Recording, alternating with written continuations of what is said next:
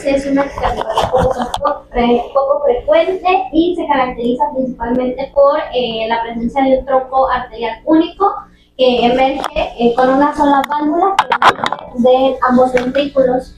La característica de esto es que vamos a tener la presencia de una comunicación interventricular amplia y que va a cabalgar el tronco, dicho tronco arterial, como lo podemos ver en la imagen. En cuanto a la epidemiología, aproximadamente hasta el 1.5% de todas las cardiopatías. Es realmente muy raro que se pueda presentar en recién nacidos vivos, ni siquiera un bebé por cada 100.000 nacidos vivos. Y la frecuencia está principalmente en pacientes con diabetes materna, exposición a teratógenos, síndrome por microdeleción, síndrome de George y tabaquismo en el primer trimestre. De hecho, el libro Galindo menciona que hasta un 30% de los troncos arteriosos van a tener microdeleción del 22q11. Y en pacientes con diabetes materna, principalmente aquellas con que estén descontroladas. Entonces, el síndrome de George también es conocido como el síndrome velocardiofacial. Les voy a mostrar imágenes. En cuanto a la embriología, esto ocurre por un defecto de la aceptación en el troncus, en la formación del tronco, principalmente a nivel de las células de la cresta neural, ya que recordemos en anteriores clases, el tronco principalmente se deriva de estas células.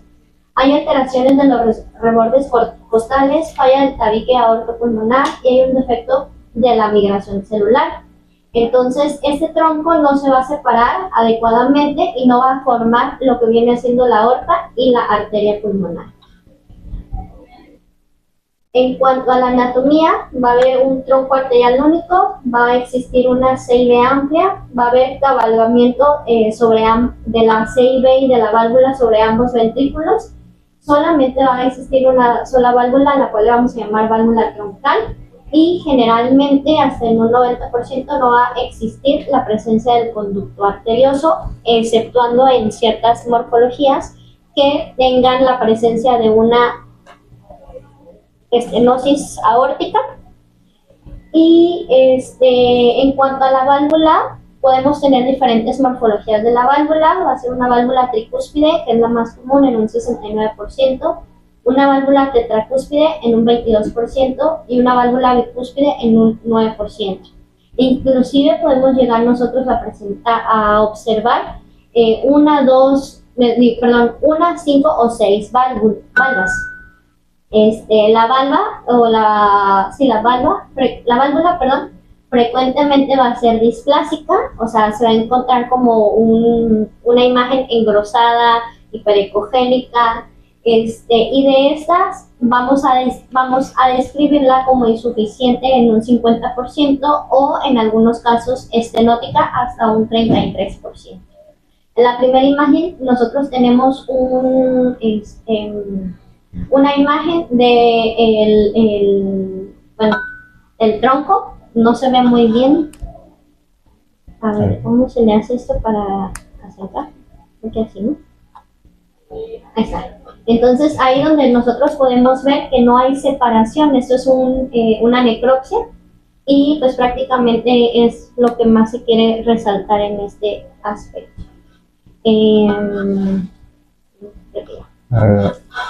Relevante el tema de la morfología de la válvula. Si bien no nos vamos a poner a contar cuántas valvulitas tiene esta válvula fusionada, nos ayuda para diferenciar el diagnóstico, porque muchas veces en el 4 cámaras, como nos va a mostrar ahorita, no hay tanto que llame la atención. Incluso pueden estar muy balanceados el 4 cámaras hasta pasar desapercibida la CIB si no es muy amplia, pero va a llamar la atención una válvula enorme en el centro del corazón que no tiene la morfología normal ni de una aorta ni de una pulmonar. Ya cuando nos alcanzamos a hacer un corte un poquito más oblicuo sobre la base de la válvula y vemos que está toda rara, que tiene 4 o 5 válvulas e incluso que tiene insuficiencia, pues ya no se va a padecer tanto ni a una estenosis pulmonar o atresia pulmonar, ni a una estenosis aórtica crítica o arco aórtico interrupto. Entonces, no es como para que nos pongamos a subclasificarla, pero les puede ayudar para diferenciar si es un troncus o es otra patología. Aquí, por ejemplo, esta es una caracterización de si nosotros encontramos alguna CIB de tipo perimembranosa, entonces nos vamos a hacer la siguiente pregunta. ¿Esta CIB que nosotros observamos va a cabalgar la aorta? Si nuestra respuesta es sí, entonces vamos a ir al siguiente paso. Entonces, ¿cómo está la arteria pulmonar? Entonces, la arteria pulmonar tiene estenosis, atresia o está ausente, pues podemos inclusive pensar en un fallo, que es nuestro principal diagnóstico diferencial. La arteria pulmonar se encuentra normal, entonces podemos nosotros pensar en una CIB mal alineada o desbalanceada. Y si nuestra arteria pulmonar se encuentra ausente, no la vemos, entonces vamos a sospechar de un truncus arterioso. En cuanto a la fisiopatología, pues lo primordial o lo principal es que toda la sangre de la circulación va a salir por un único vaso. Entonces, ¿qué es lo que va a pasar? Se va a mezclar la sangre sistémica con la pulmonar. El flujo pulmonar va a depender principalmente de la resistencia vascular hacia las arterias pulmonares y, bueno, las ramas pulmonares y también va a depender tanto del tamaño de las ramas pulmonares y de la insuficiencia de la válvula troncal. La insuficiencia progresiva que va a generar este mecanismo puede generar sobrecarga de volumen, insuficiencia cardíaca e hidrops fetal. Lo más importante que creo que capté de lo que decía el libro de Galindo es que vamos a tener varias clasificaciones. En general son dos, Collett y Edwards, y la de Van Praag. La de Collett y Edwards comenzó a utilizar en 1949 y estas dos clasificaciones se van a basar principalmente en la anatomía del tronco y la emergencia de las ramas pulmonares. Entonces, tenemos en las dos clasificaciones, se clasifican del 1 al 4, y por ejemplo aquí el número 1 va a ser tronco pulmonar, que se origina del tronco común, que es lo que nosotros estamos viendo en esta imagen, que es en esta de aquí. La ausencia del tronco pulmonar, que es la tipo 2, y que las ramas pulmonares van a originarse independientemente del tronco común, una cerca de la otra, principalmente en su cara posterior.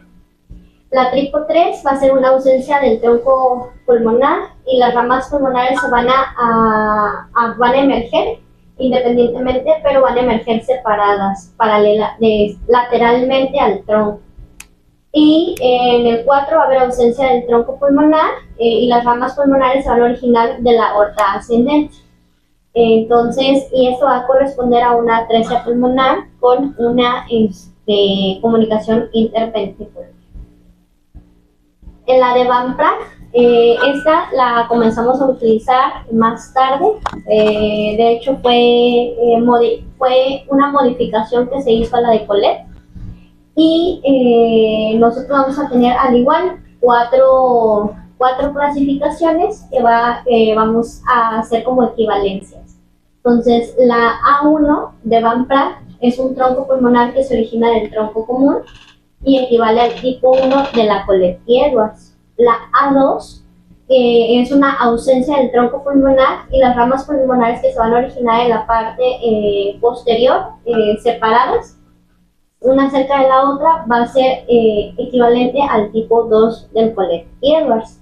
En la A3 va a ser una rama que nace del tronco y una que nace de la aorta. Entonces, en esta una van a ser principalmente del tronco arterioso y en otra pueden nacer del callado de la aorta o de la aorta descendente.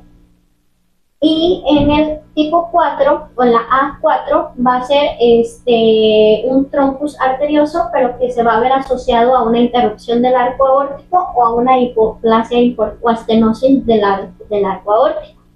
Entonces, encontré esta pequeña tabla, por ejemplo, donde vamos a estar hablando del Collet y Edwards tipo 1, 2 y 3, y pues prácticamente Van Praag, a lo que yo entendí, que generó una clasificación y después él mismo la modificó. Entonces, en tanto a grandes rasgos, se generó la subclasificación A, B y C, como para que nosotros podamos hacer una mejor caracterización de la morfología del truncus arterioso, y pues en base a esto y al grado de insuficiencia tricuspidia, vamos a dar el pronóstico fetal. De hecho, eso es como generalmente nos lo comentan los pediatras. Si las ramas pulmonares están confluentes, la confluencia nos referimos a que estén a la misma altura, que para la planificación quirúrgica nos ayuda saber que se pueden desinsertar porque están al mismo nivel y no tener que andar dependiendo de una que está en una circulación en un punto del arco y otra que está en una circulación en otro punto del truncus.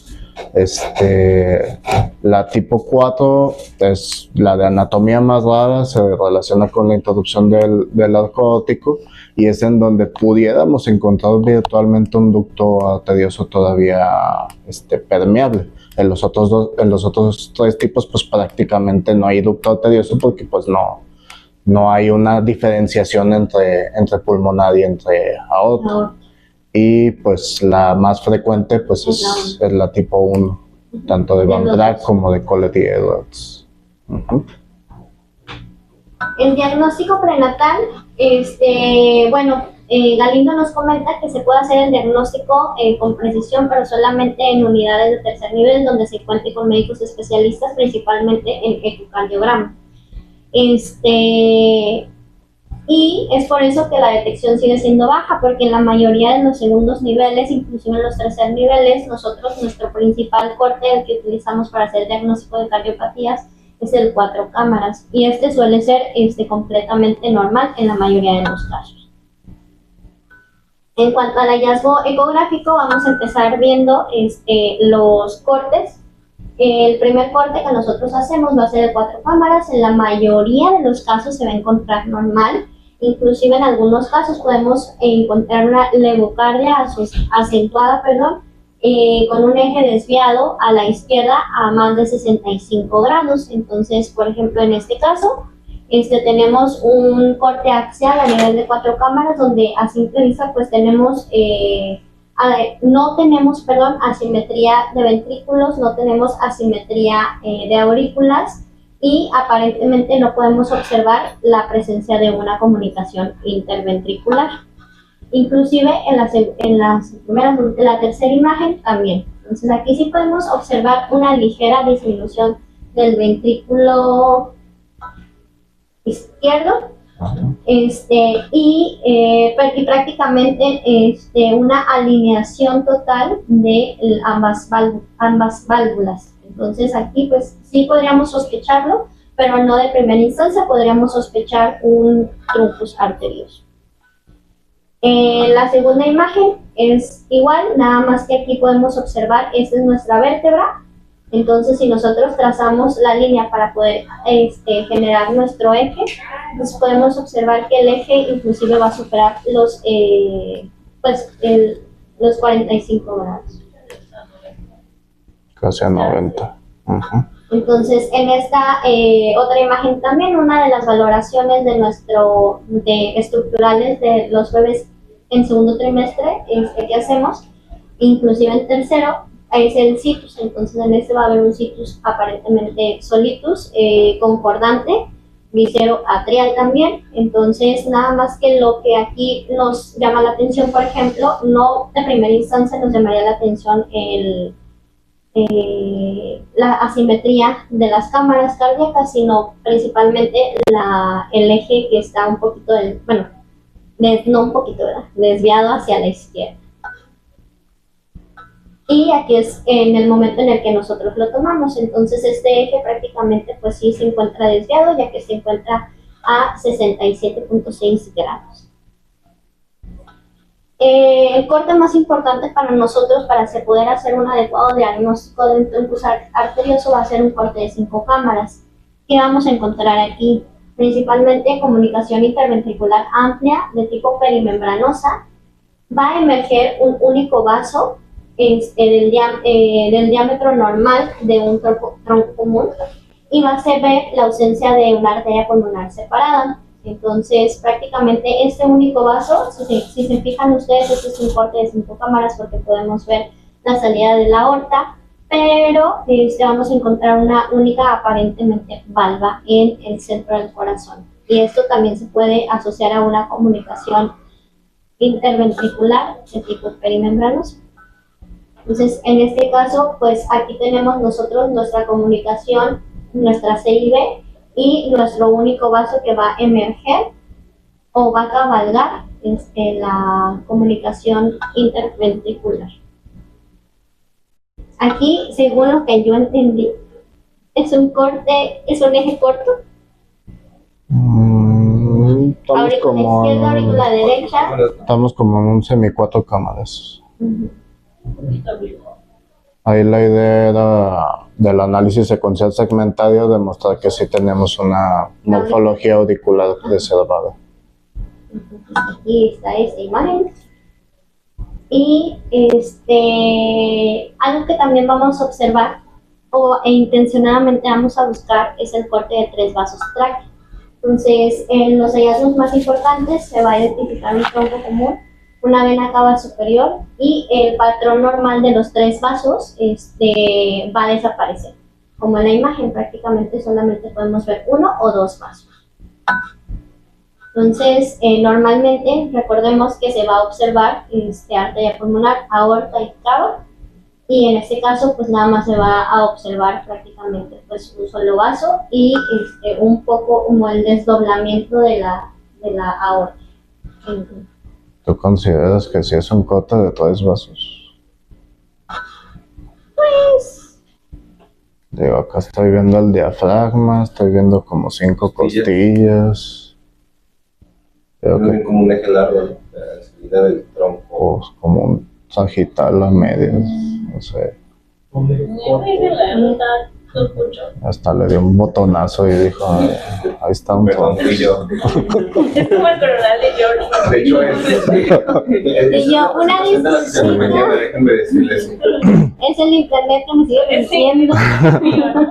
No, chicos. Yo veo ahí, es que trato yo, por ejemplo, de buscar las imágenes, principalmente en artículos, y son las imágenes que aparecen. A mí por eso me quedan dudas, porque no claramente se ve, pero es bien difícil encontrar unas imágenes reales de las patologías.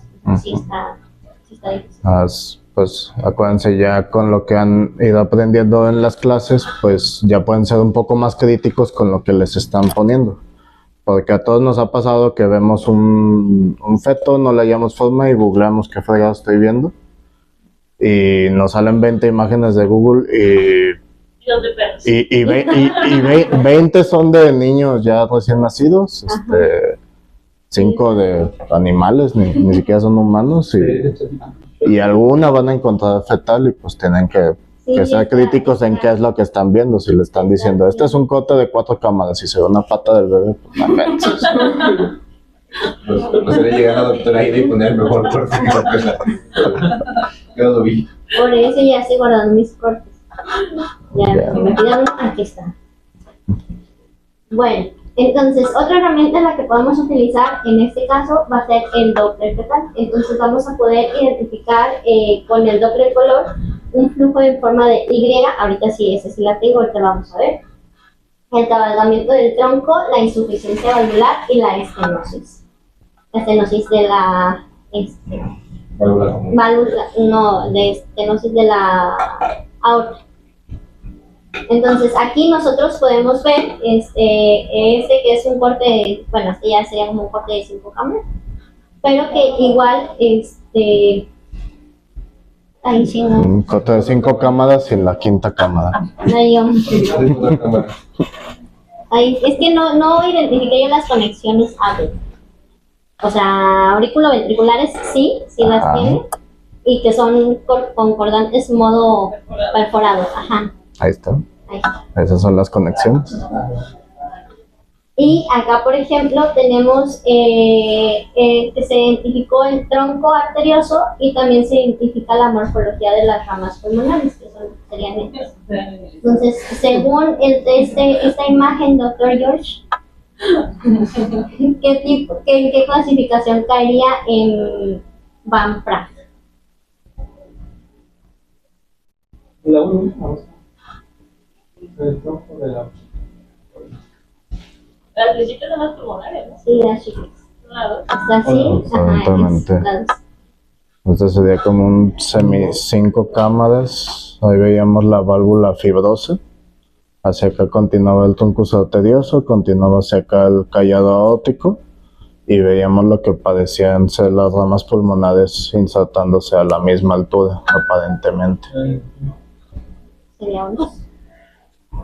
Entonces aquí vamos a encontrar una conexión ventrículo arterial, que va a ser una conexión única,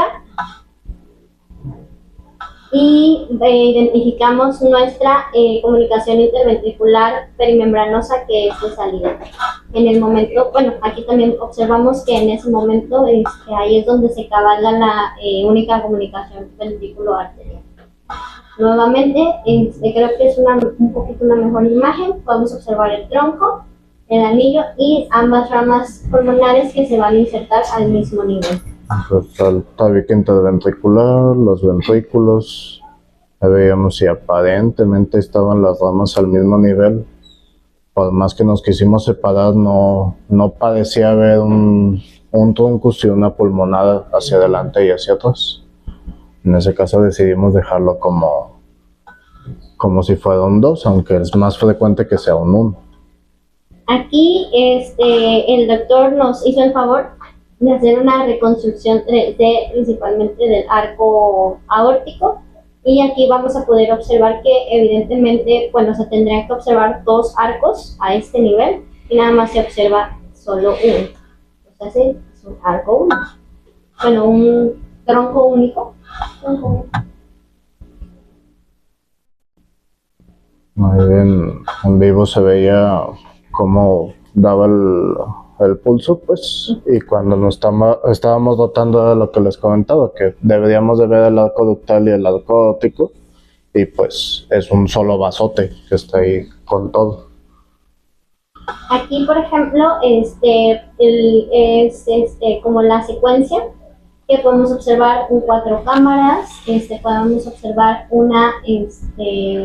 pues la comunicación que está cabalgada, y pues un único vaso que sale, aparentemente, que pues viene siendo la aorta.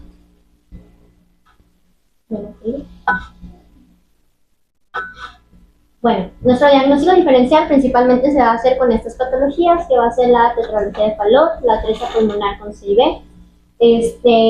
las grandes arterias con un solo tracto de salida, y la presencia o ausencia del ductus arterioso y el origen de las ramas pulmonares ayudan a identificar pues esta patología, que es muy poco frecuente, pero sí se puede presentar. Como tal, me encontré esta tablita que se me hizo muy interesante y muy como para nosotros estar, no sé, en una guardia o algo, que tengamos dudas de algo, pues tenemos todas las patologías que pueden como asemejarse en cuanto a morfología, y pues tenemos el índice diagnóstico y los signos adicionales. Por ejemplo, podemos presentar una atresia pulmonar con comunicación interventricular. Vamos a encontrar la arteria pulmonar muy estrecha, ausencia del flujo anterógrado en la arteria pulmonar, y los signos adicionales, un conducto arterioso tortuoso con flujo retrógrado.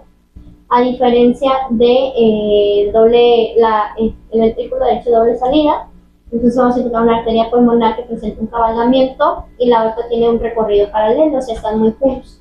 Entonces imita una transposición de grandes vasos con C y B, y la otra, la arteria pulmonar, puede tener tamaño normal o un poco más estrecho. Entonces lo podemos como tomar en cuenta para poder hacer el diagnóstico diferencial.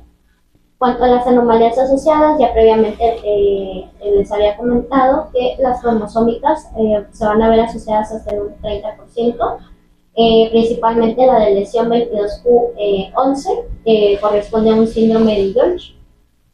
Vamos a tener también malformaciones extracardíacas hasta un 40%, en sistema nervioso, gastrointestinales, musculoesqueléticas y urinarias, y las cardíacas en un 35%, entonces arco aórtico derecho, interrupción del arco aórtico, anomalías coronarias, ausencia del conducto arterial. Entonces aquí prácticamente pues todas las anomalías asociadas tienen un porcentaje muy alto, entonces a toda paciente que veamos con un probable truncus arterioso se le tendrá que hacer una revisión estructural dirigida. Entonces, la historia natural, pues generalmente durante la vida intrauterina va a permanecer estable y el principal factor es la insuficiencia progresiva de la válvula troncal o de la válvula única que se va a presentar. Entonces, si nosotros empezamos a notar que existe insuficiencia, este paciente o este bebé va a progresar a una insuficiencia cardíaca e hídrodos. Y bueno, el manejo prenatal como tal está establecido que se tiene que realizar una ecografía fetal completa, hay que hacer una búsqueda sistemática con un ultrasonido estructural dirigido, a toda la paciente que tengamos con truncos arteriosos se le tiene que ofrecer cariotipo o por lo menos un FISH, porque recordemos que hasta en un 30% estas pacientes pueden tener síndrome de George. El seguimiento va a ser cada 4 semanas y se tiene que planificar el nacimiento en un centro de tercer nivel para poderle ofrecer seguimiento postnatal. En cuanto al manejo neonatal, esto va a depender si realmente la morfología del truncus va a presentar interrupción del arco aórtico o inclusive en algunos casos pueden presentar coartación severa. Entonces, en estos casos y solo en estos casos se va a indicar el uso de prostaglandinas. Va a haber tratamiento de insuficiencia cardíaca y se le va a ofrecer al paciente una terapia neonatal temprana. Entonces, nosotros tenemos que la mayoría de estos bebés van a permanecer asintomáticos. Entonces, si nosotros vamos a asociar con alguna otra patología, pues entonces vamos a utilizar prostaglandinas y oxígeno. Y el tratamiento de la insuficiencia cardíaca, principalmente con diuréticos y digitalíticos, y lo definitivo sería la cirugía. Entonces, con una mortalidad hasta del 90% si esto se realiza durante el primer año. El tratamiento quirúrgico consiste en reparar todas las anomalías cardíacas que tiene, principalmente cerrar la CIB, reconstruir la aorta utilizando tejido del tronco común, separar las arterias pulmonares, dependiendo de dónde estén insertadas para volverlas a reinsertar, y conectar el ventrículo derecho con las arterias pulmonares mediante el conducto valvulado. Entonces, si existe una enfermedad importante en la válvula troncal o si está estenótica o insuficiente, pues también requiere la reparación o el reemplazo. El pronóstico con cirugía, pues nos comenta Galindo que una supervivencia alrededor del 90% a largo plazo, con cirugía a corto plazo del 90% y a largo plazo del 80%. Y los factores que nos van a disminuir el pronóstico van a ser la presencia de anomalías como interrupción del arco aórtico, anomalías coronarias, insuficiencia grave de la válvula troncal y múltiples reintervenciones. En cuanto a las conclusiones, pues lo más importante del tema es que no dejemos pasar si nuestra paciente tiene 4 cámaras normales y que en todas las pacientes es indispensable evaluar los tractos de salida y los otros cortes del ecocardio. La válvula troncal puede ser displásica, mas no es una regla, y la determinación y esta va a determinar gran parte del pronóstico fetal. Hay que hacer énfasis en que se tienen que mandar a cariotipo, ya que necesitamos investigar la presencia del síndrome de George en todos los casos, un cariotipo o un FISH. Y el principal diagnóstico es en la tetralogía de Fallot con presencia de atresia pulmonar. Entonces, pues hay que hacer la diferenciación de estas dos entidades. Muy bien.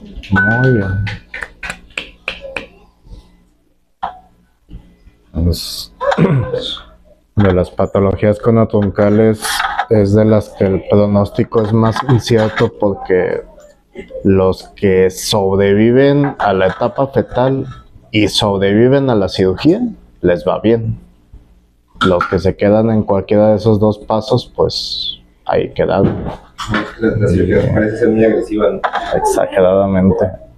Y es que como las ramas pulmonares están sometidas a un aumento de presión durante toda la etapa fetal, digamos que quedan buenas ramas pulmonares, pero luego entran en Eisenmenger, al nacimiento. Entonces difícilmente sobreviven a que los dejes más tiempo, demorarlo hasta el año o los 2 años de vida de la cirugía. Y más si la anatomía es difícil. A ver cómo le va el que tenemos. Acaba de nacer uno hace poco, ¿no? Que fue una interrupción de... no, ese fue un narcótico interrupto. Ya. Hubo uno que tenemos como BD, creo que lo dejamos al final como tronco.